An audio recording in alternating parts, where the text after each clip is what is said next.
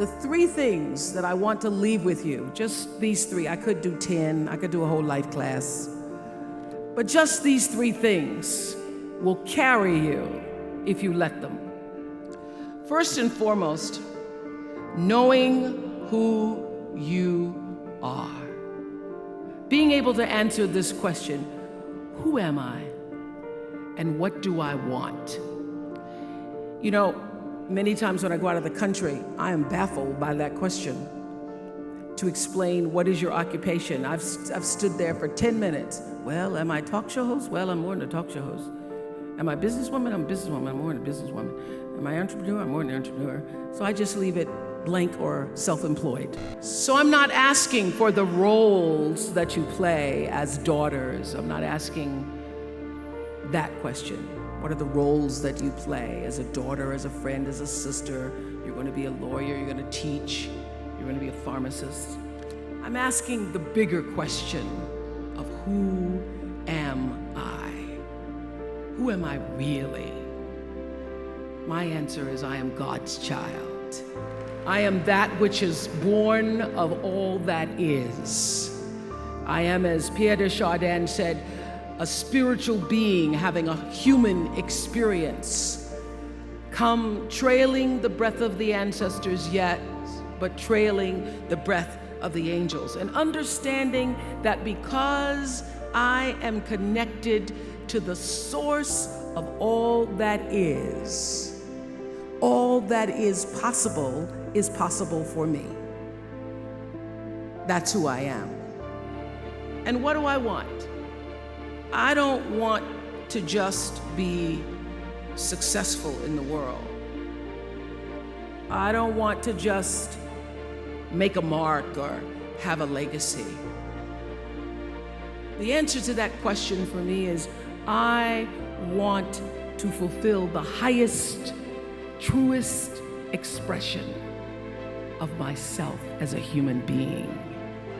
But you can't fix everything, and you can't save every soul, but what can you do?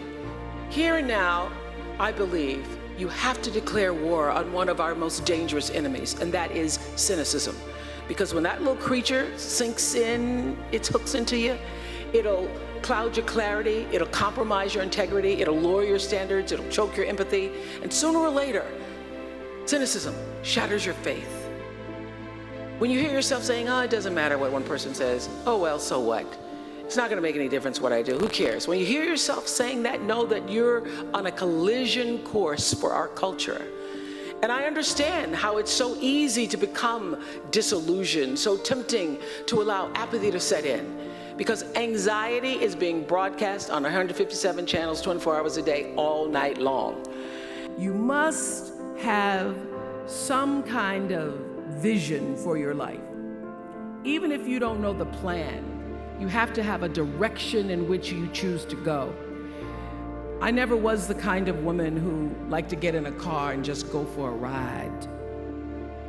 I had a boyfriend who would say, let's just go for a ride. I want to know, where are we going? Do we have a destination? Is there a plan? Or are we just riding? What I've learned is that's a great metaphor for life.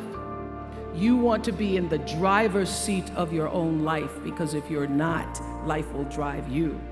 Knowing who you really are in this space and time that we embody. That's number one.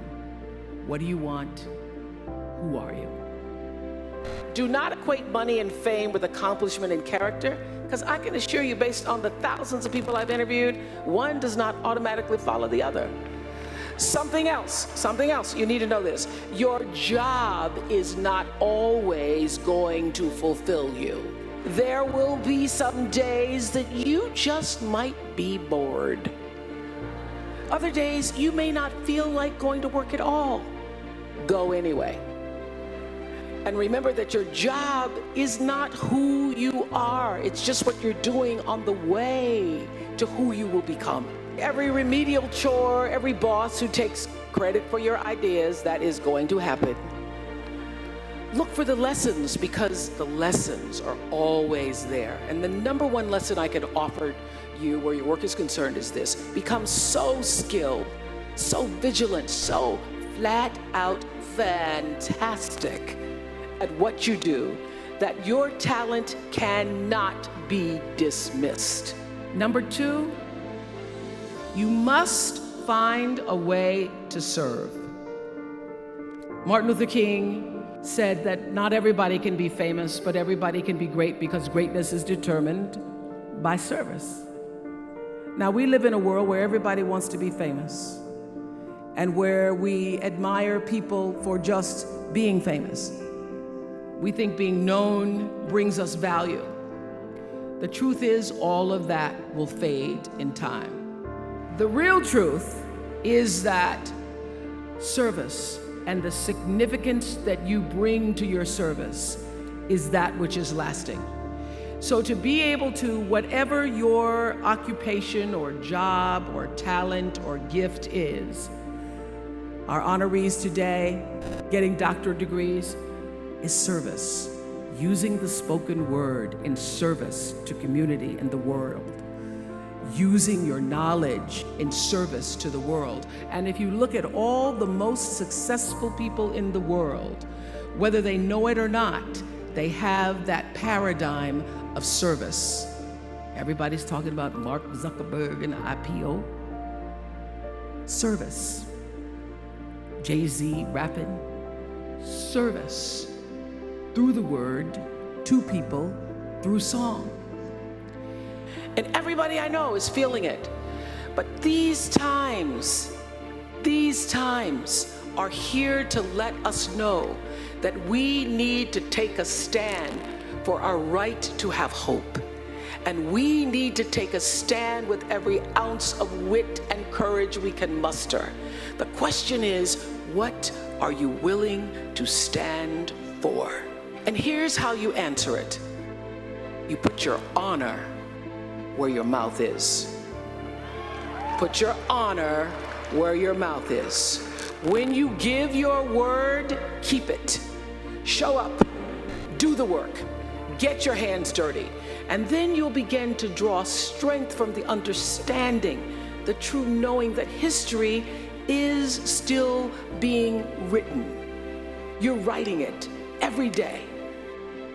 The wheel's still in spin, and what you do or what you don't do will be a part of it. You build a legacy, not from one thing, but from everything. Stop comparing yourself to other people.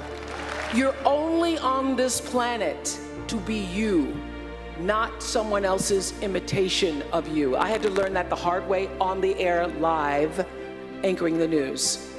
When I first started broadcasting, I was 19, and I was just pretending to be Barbara Walters. I was just trying to talk like Barbara, act like Barbara, hold my legs like Barbara.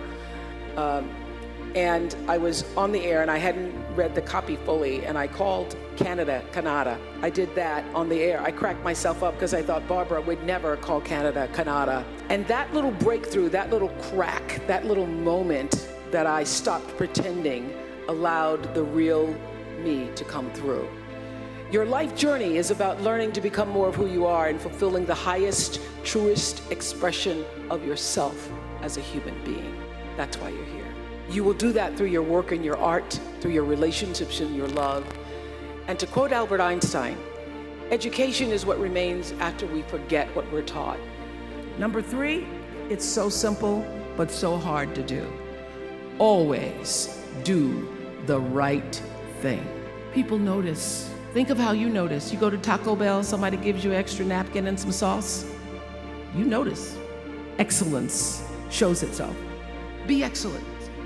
Let excellence be your brand. Everybody talks about building a brand. I never even knew what that was. When people say, you're a brand, I would say, no, I'm just Oprah. What I recognize now is that my choice to, in every way, in every example, in every experience, to do the right thing and the excellent thing is what has created the brand. My life is fueled by my being, and the being fuels the doing. So I come from a centered place. I come from a focused place. I come from compassion. It's just my nature. I come from a willingness to understand and to be understood. And I come from wanting to connect. I mean, the secret of that show for 25 years is that people could see themselves in me. All over the world, they could see themselves in me. And even as I became more and more financially successful, which was a big surprise to me, through the whole process, because I'm grounded in my own self, that although I could have more shoes, my feet stayed on the ground, although I was wearing better shoes. These are kind of cute today, too. So I could keep my feet on the ground, even though I could get more shoes. And I could understand that it really was because I was grounded. I've done was doing and continue to this day to do the consciousness work. I work at staying awake. And being awakened is just another word for spirituality.